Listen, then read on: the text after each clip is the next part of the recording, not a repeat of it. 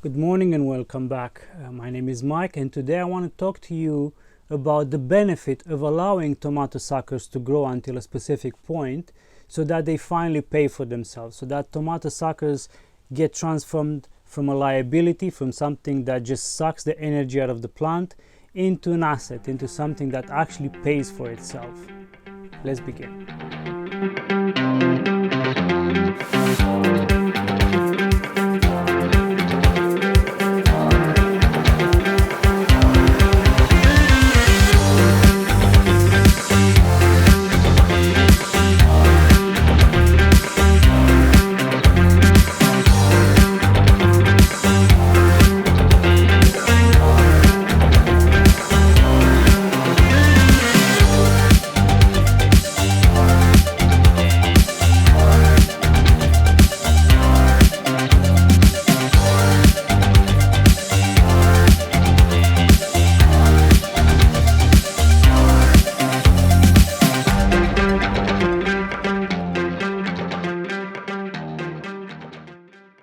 I'll quickly cover what tomato suckers are for those of you who don't know. Tomato suckers are basically ramifications, they're offshoots from the main leader of the tomato plant that eventually, after a long time, they will grow big enough to actually fruit. But that takes a lot of sap, that takes a lot of energy out of the main plant. So that's why historically everybody has just prune them off. You just go in periodically, once a week usually, and you just break them off the plant, compost them, throw them on the ground, whatever you want to do with them.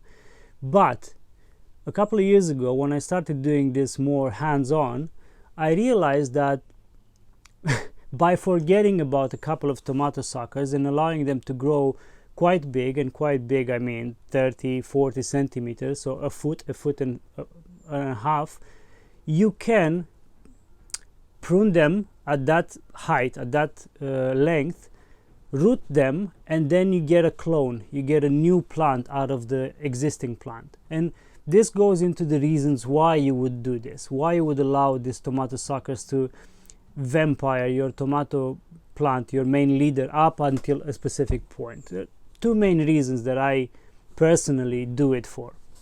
One, because you want to clone a specific variety of tomatoes, either because you just love it or because you sell the seeds and you don't want that specific plant to get cross-pollinated with any other tomato plant. You want your seed to become or to stay pure, let's say if you're a nursery.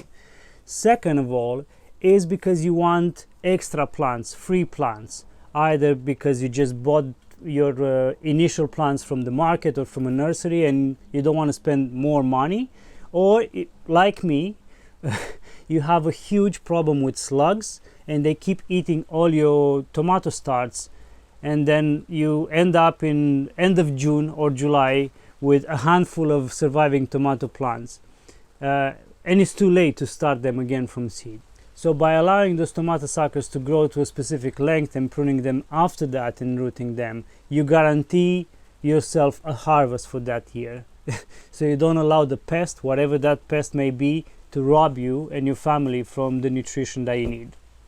This is a very simple and fast process, but the key to success is to prepare in advance. So what I do is I prepare myself a jar, an old sock, whatever, if it's broken, if it has a hole in it, something that you don't use anymore, water, and I find that rainwater does much better to the rooting process. So I don't know why. Maybe it's the chlorine in tap water. You guys educate me in the comments, because honestly I don't know why. I just know that rainwater works better than tap water. And lastly, you need a pruner, a good set of pruners, so that you don't damage the plant or you don't wound the plant to the point where infections and all kind of disease can get inside of that cut. Once you have all your tools gathered, it's time to begin. So take the jar and put it inside of the sock. The point of the sock is to block the sun, okay? Sun inhibits root development. That's why all of the plants that we know of grow inside of soil, away from sun UVs, okay? Then put either tap water, or if you have rainwater, inside of the jar. Take it with you, go to the place where your tomato plants are, either in a greenhouse or just in your garden.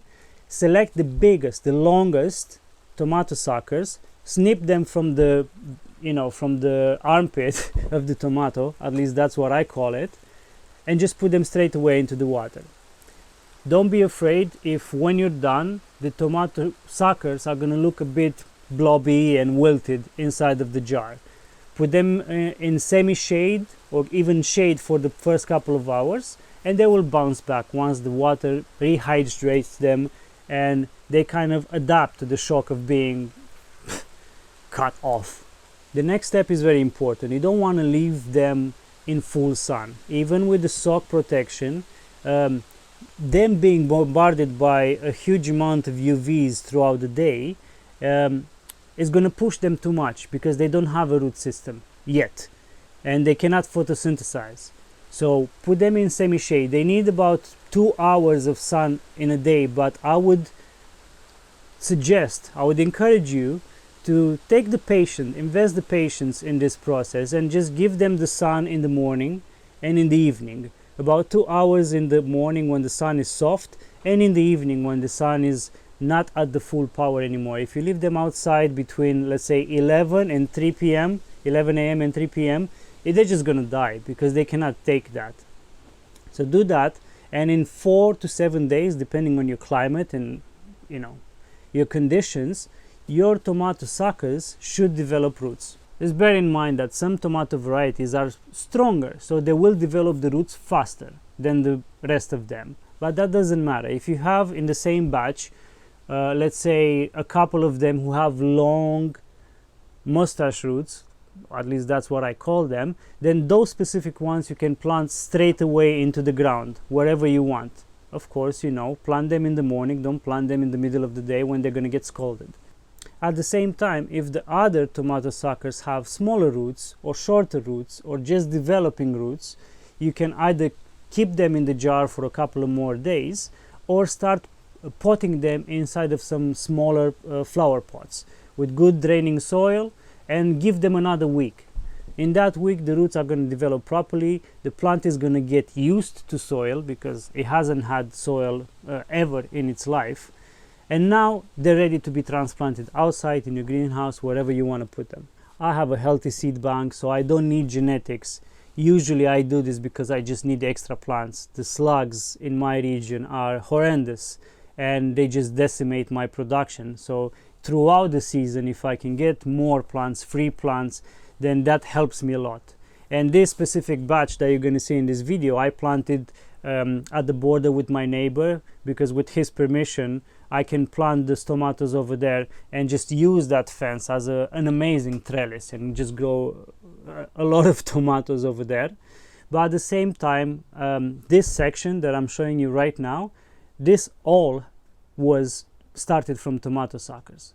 This was a month ago when they were already rooted. So a month and a week, plus minus a couple of days ago, I planted them in, I mulched, I gave them plenty of water and fermented plant juice in the beginning to start them up, and now they already have fruits. They already have tiny tomatoes. So this is another extra benefit of using tomato suckers like this. Instead of starting another harvest, another batch of tomatoes from seed, which takes a long time, as we all know, by allowing the sucker to grow quite large, you cut that time significantly, because by the time the tomato sucker is rooted and potted or planted outdoors, it already is on its way to developing flower clusters and fruits.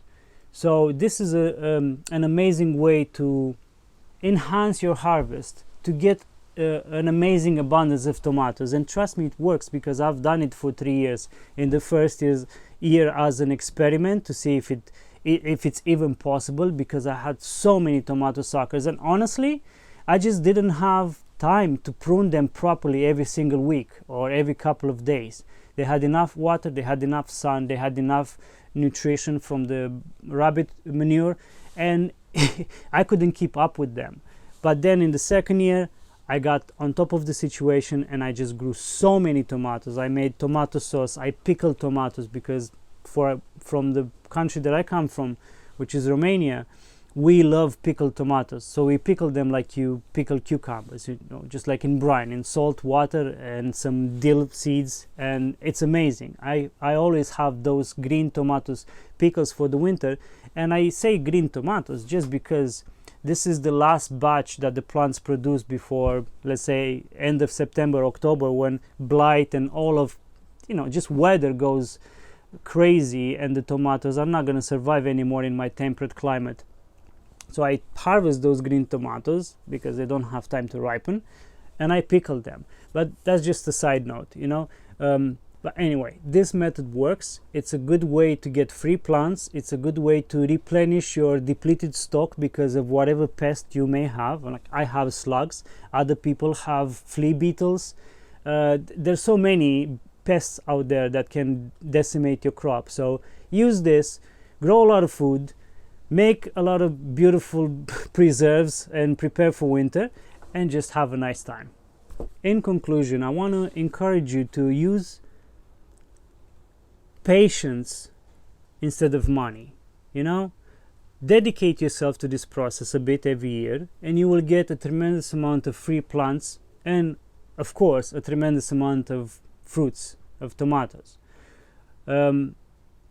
Buy your heirloom seeds, your favorite varieties of tomato once, and then just use this process to make sure that you never run out of seeds, you never get cross-pollinated seeds, because in the end this is the whole point. We want to be as self-sufficient and as self-reliant as possible, because tomorrow is not promised. We don't know what tomorrow will bring, so might as well be prepared, at least from the point of the view of the tomatoes that we love so much.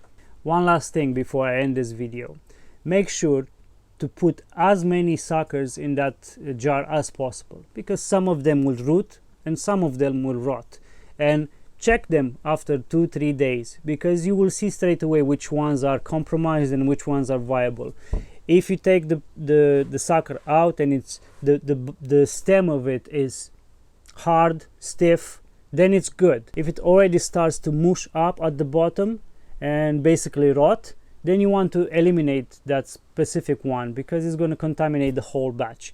It helps if you have too many of those who are starting to rot, to just move the viable ones into a new jar with clean rainwater or tap water and let them continue the rooting process separately in a clean environment. And that's it for this video. I hope you found it useful. I hope you learned something new.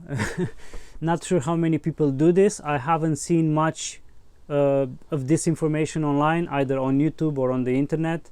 I'm sure that I'm not the only one, but either way, thanks for watching. Like and subscribe, okay? Please, it's free. It doesn't cost you anything, and there's no reason for you to be stingy with your clicks. We click all day long, so might as well click a like and click a subscribe. It helps my self-esteem a lot, and it helps the channel a lot more than my self-esteem. So thank you very much for watching. Thank you for the time you invested in this video, and I really hope that by using this trick, method, whatever you want to call it, this year you will have a huge harvest, a huge tomato harvest that's going to delight and keep your body and mind healthy. See you next time.